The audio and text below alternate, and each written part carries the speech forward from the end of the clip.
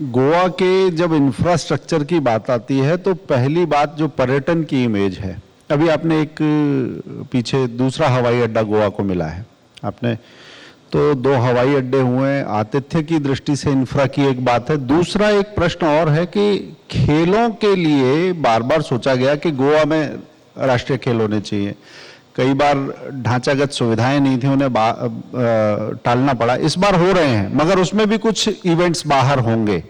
ये ढांचे में कमी को आप कैसे देखते हैं और इसे कैसे पूरा किया जाएगा? पहली बात, आपने जो मनोहर इंटरनेशनल एयरपोर्ट की बात की, which is a totally project on a PPP basis, public private partnership, which is N revenue earning for the state.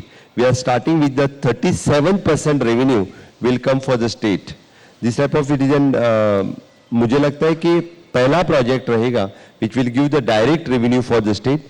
Again, it is an greenfield airport है, it is an export oriented airport है, which will benefit not only for the Goa but the neighboring state के लिए भी उसका benefit ज़्यादा हो जाएगा. दूसरी बात आपने कही कि national games, we are hosting the national games on the 26 of October. माननीय पीएम नरेंद्र मोदी जी के हस्ते इसका इनॉग्रेशन होने वाला है. खेला मंत्री अपने अनुराग ठाकुर जी उस कार्यक्रम में रहेंगे. इसके लिए जो टोटल इंफ्रास्ट्रक्चर चाहिए नेशनल गेम्स के लिए, with the help of government of India we have already created. North से साउथ लेके हर एक गेम्स के लिए इंफ्रास्ट्रक्चर क्रिएट ऑलरेडी कंप्लीट हो चुका है, उसकी तैयारी कंप्लीट हो चुकी है. मैं तो आप सभी लोगों को इनवाइट करूंगा कि नेशनल गेम्स देखने के लिए 26 अक्टूबर से 9 नवंबर तक आप गोवा में आइए. सिर्फ एक ही games I think which is an cycling which is not happening in the our state. Rest all the games we are doing in the state of Goa.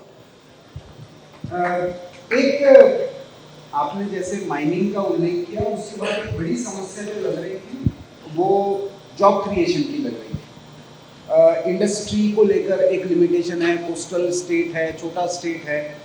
IT park को लेकर एक आप अभी उसमें कुछ आगे बढ़े हैं, तो किस तरह का अभी आईटी इंफ्रास्ट्रक्चर और उसमें एम्प्लॉयमेंट जनरेशन आप आने वाले समय में गोवा के?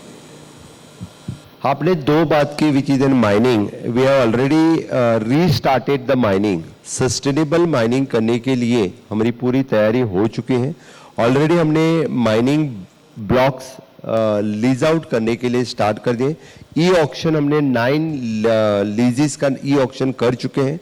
आने वाले कार्यकाल में 20-25 लीजेस ब्लॉक्स के ई ऑक्शन हो जाएंगे और फिर से एक बार sustainable mining with under the guideline of the supreme court ने जो गाइडलाइन फॉलो किए हैं, इससे माइनिंग स्टार्ट हो जाएगा. ढेर सारे employment which is again Goa के ढेर सारे वहाँ के ट्रक्स बाकी सब कुछ लोगों के लिए इकोनॉमी जनरेट हो जाएगी.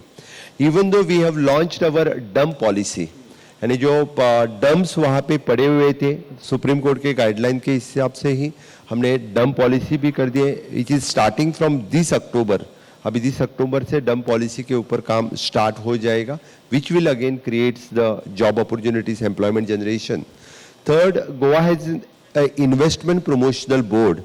लास्ट 4 साल से इन्वेस्टमेंट प्रमोशनल बोर्ड के अंतर्गत maximum 16,000 crores of rupees we have got the investment and approximately more than 10,000 jobs which is created, which is again it is a non-polluting industry. We are inviting in the state either in the tourism sector, otherwise in the electronic manufacturing, and third is an IT sector में इस तरह की industries हम invest कर रहे हैं.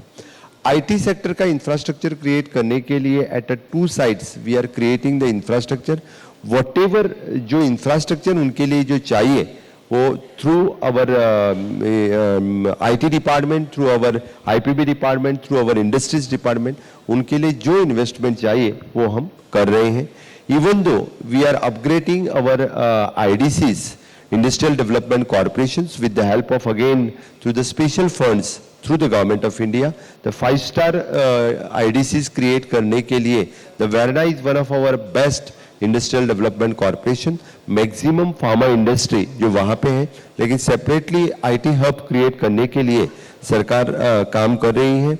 In the incubation centre इस तरह का पूरा वहाँ पे ह्यूमन रिसोर्स क्रिएट करना और द एक्चुअल इंफ्रास्ट्रक्चर क्रिएट करना, दोनों की बात चल रही है। मैं ह्यूमन रिसोर्स इतने लिए बोल रहा हूँ कि फॉर द फ्यूचर के लिए द रोबोटिक एजुकेशन स्टार्ट करने वाला गोवा राज्य पहला राज्य होगा।